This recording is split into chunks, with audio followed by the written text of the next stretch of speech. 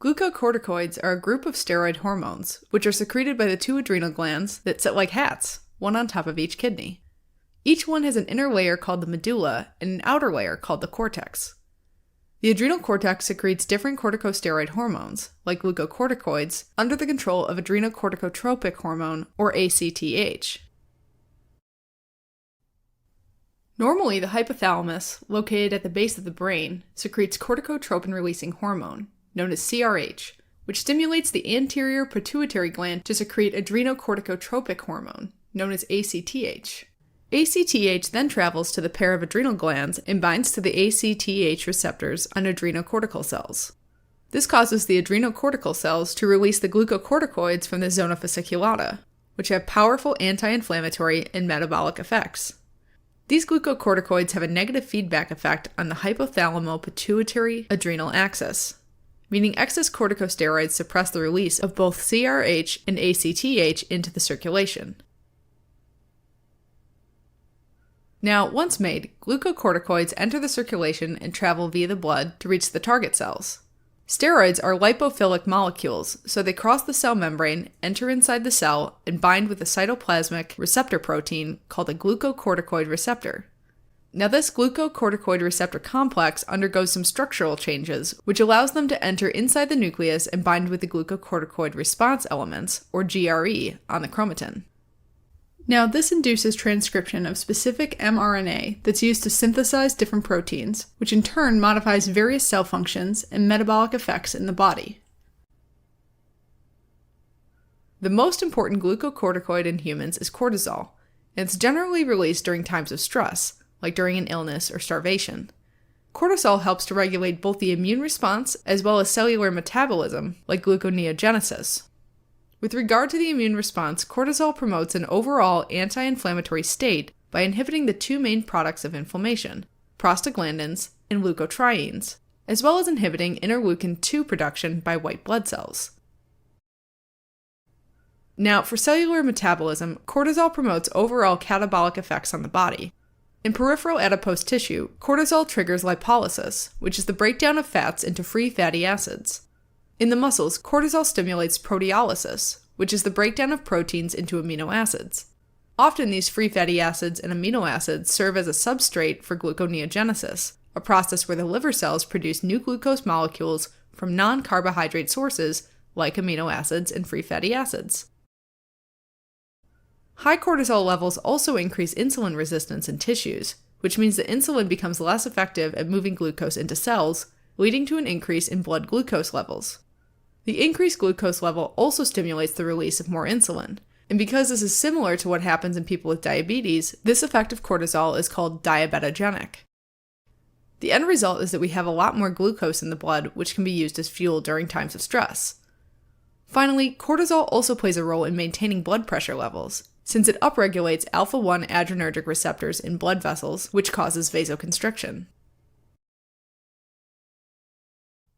Now, let's switch gears and focus on synthetic glucocorticoids. Synthetic glucocorticoids in our body produce the same effect as endogenous cortisol, but they also increase the number of neutrophils in the blood. Let's put it this way. Glucocorticoids decrease the production of a protein that enables neutrophils to attach to the endothelial lining of the blood vessel. As a result, neutrophils detach from the endothelial lining and enter the circulation. This process is known as demargination. At the same time, these medications also decrease lymphocyte, monocyte, basophil, and eosinophil counts.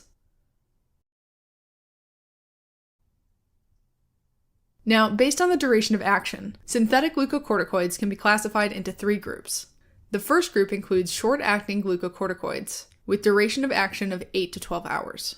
Cortisone and hydrocortisone fall under this group. Cortisone is taken orally, and in the liver it requires conversion to hydrocortisone. Therefore, it is not active when used in topical forms. On the other hand, hydrocortisone is chemically identical to cortisol and can be taken orally, intravenously, or intramuscularly.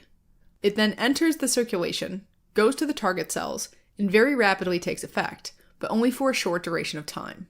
That's why hydrocortisone is the drug of choice in acute adrenal insufficiency. Hydrocortisone is also available in topical forms. The second group are intermediate-acting glucocorticoids, with duration of action of 12 to 36 hours.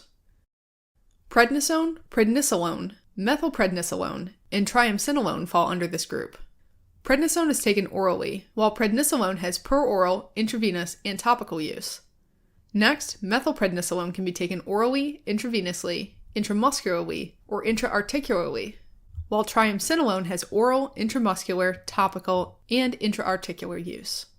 In comparison to short-acting glucocorticoids, intermediate-acting glucocorticoids are almost 4 to 5 times more potent, meaning a lesser dose is needed to produce the desired response.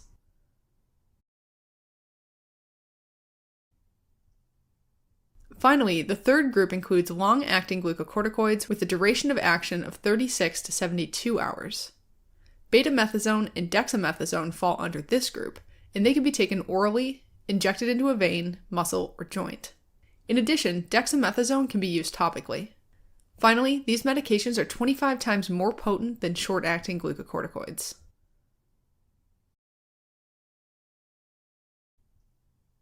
Now, the clinical use of glucocorticoids can be subdivided into several groups. First, glucocorticoids are used in the treatment of adrenal conditions, which are characterized by low corticosteroid levels in the body, such as primary adrenal insufficiency, also known as Addison disease.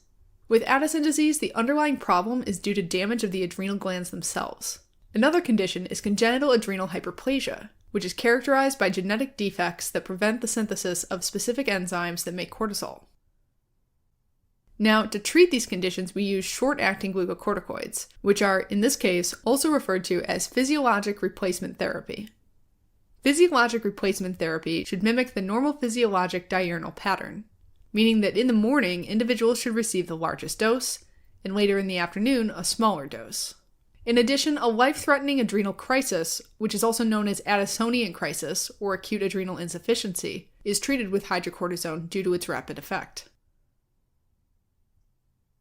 Next, glucocorticoids are used as an anti-inflammatory immunosuppressive therapy in individuals with asthma, conditions with autoimmune and inflammatory components, such as rheumatoid arthritis, Crohn's disease, ulcerative colitis, acute multiple sclerosis exacerbation, and idiopathic thrombocytopenic purpura, and in inflammatory conditions of the skin, eye, ear, or nose, like eczema, allergic conjunctivitis, or rhinitis. Also, these medications are used to treat hypersensitivity states, such as severe allergic reactions, and prevent graft versus host disease. Next, we have miscellaneous conditions which include chemotherapy-induced vomiting, hypercalcemia, and mountain sickness. Furthermore, betamethasone can be given to pregnant women before birth to speed up fetal lung maturation. Finally, glucocorticoids are used in neoplastic conditions such as adjuvant therapy due to their anti-lymphocytic effect, which is characterized by a decreased clonal expansion of T and B lymphocytes. This makes them effective in the treatment of hematopoietic cancers, such as acute lymphocytic leukemia, Hodgkin lymphoma, and non-Hodgkin lymphomas. Finally, it's important to note that dexamethasone is commonly used to relieve cerebral edema in individuals with metastatic or primary brain tumors. Moreover, dexamethasone is a very potent medication and often causes marked suppression of the hypothalamic pituitary adrenal axis, even if given in a low dose, meaning dexamethasone provides a negative feedback to the pituitary gland, which leads to suppression of ACTH secretion. This, in turn, lowers the natural production of cortisol. Due to this, it's used in the overnight dexamethasone suppression test, where it's used to diagnose the presence of Cushing's syndrome. Cushing's syndrome is an endocrine disorder caused by too much cortisol production. It could be caused by Cushing disease, where a pituitary adenoma overproduces ACTH. Symptoms include obesity, where the extra adipose tissue tends to build up between the shoulders, leading to a buffalo hump, in the trunk, causing truncal obesity, and in the face, causing moon facies. Hyperglycemia and diabetes often result from the increased gluconeogenesis and insulin resistance. Muscle weakness and skin stretch marks can occur due to protein breakdown. Hypertension, osteoporosis, and increased risk of bacterial and fungal infections are also common problems caused by excessive cortisol. Now, when a person is suspected to have Cushing's syndrome, they are given a low dose of dexamethasone, which suppresses ACTH production in the pituitary gland. Normally, that should cause a decrease in serum cortisol levels. But if Cushing syndrome is caused by endogenous cortisol production, then the cortisol level should remain unchanged. High cortisol levels determine the test as positive, and it proves the presence of Cushing syndrome. Side effects of all the synthetic glucocorticoids are rare when administered for physiologic replacement therapy, but the risk increases in individuals who are receiving high doses for a prolonged period of time. These side effects are pretty similar to Cushing syndrome, since they act just like the cortisol produced by the adrenal glands. When we get these symptoms from an outside source, it's called iatrogenic Cushing syndrome. This is actually more common than regular Cushing syndrome, since glucocorticoids are frequently used to treat fairly common conditions, like rheumatoid arthritis and asthma. Other side effects include fluid and electrolyte disturbance, such as fluid retention, hypertension, and hypokalemia.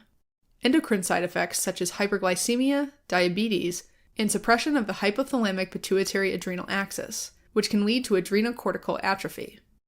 Next, since they cause immunosuppression, they are associated with an increased risk of infection and impaired wound healing. In addition, glucocorticoids can cause musculoskeletal side effects, which include myopathy and avascular necrosis of femoral and humeral heads, but also osteoporosis and pathological fractures because they decrease osteoblast activity and increase osteoclast activity. Finally, individuals treated with glucocorticoids can complain about psychiatric disturbances, such as depression, insomnia, psychosis, and mood swings, but they can also develop peptic ulcers and cataracts. Also, glucocorticoids cause inhibition of growth in children. Now, it's important to note that individuals that are treated with long-term glucocorticoid therapy should receive additional stress doses to prevent adrenal crisis. Stress doses are commonly used before or after surgery, or during severe illness. Moreover, individuals taking long-term glucocorticoid therapy can take a double daily dose every other day to prevent the suppression of hypothalamic pituitary adrenal axis, and eventual adrenocortical atrophy. This way of taking glucocorticoid therapy is also known as alternate day therapy, or short ADT. Now, we've made a mnemonic to help you retain some of the hard-to-remember facts related to the synthetic glucocorticoids. To start, let's think of a crazy 3-story apartment where each level only has one room, and the room size decreases as we go towards the top. So the long-duration glucocorticoids get the room at the bottom, the intermediate in the middle, and the short duration at the top. Okay, since most of our glucocorticoids contain "son" in their names, we'll have sons representing these medications. So on the top floor, we'll have hydrocortisone, which will be represented by a boy in a pool playing water polo. For indications, let's have him play water polo against Thomas Edison, who's holding a light bulb. Now, mixing electricity and water is dangerous, which helps you remember that hydrocortisone is used to treat the life-threatening Addisonian crisis. He also has a bunch of rashes all over to represent this medication's topical uses. Okay, on the next floor down, we have the intermediate duration glucocorticoids. So here we have 3 medications with the pred in them. So let's dress up 3 boys in predatory shark costumes to represent prednisone, prednisolone, and methylprednisolone. Now their room is on fire, so one of them is putting it out with a fire extinguisher to represent their anti-inflammatory properties. Another one is eating one of the misbehaving white blood cells that set the fire to help you remember that they can be used for autoimmune diseases. Finally, methylprednisolone is connected to an IV line, or holding tablet, to help you remember it can be used in respiratory emergencies like asthma exacerbations. Okay, let's go to the last room, which represents the long-duration glucocorticoids. So here we have a boy named Dexter who's doing math for dexamethasone. Helping him is another boy with a beta fish on his shirt, and he represents beta-methasone.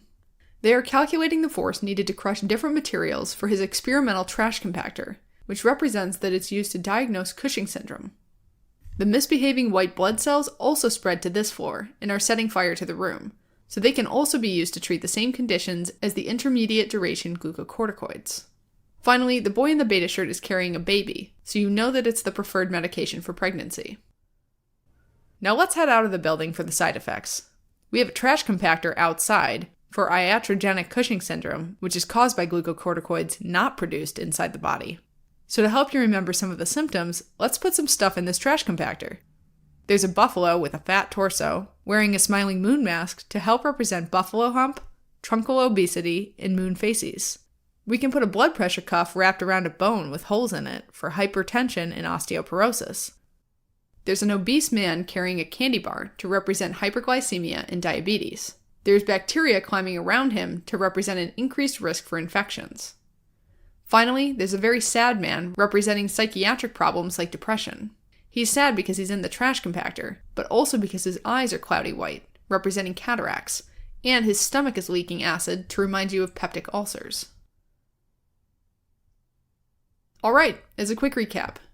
Based on the duration of action, synthetic glucocorticoids are subdivided into 3 groups. Short-acting glucocorticoids, 8 to 12 hours, which include cortisone and hydrocortisone. Intermediate-acting glucocorticoids, 12 to 36 hours, which include prednisone, prednisolone, methylprednisolone, and triamcinolone.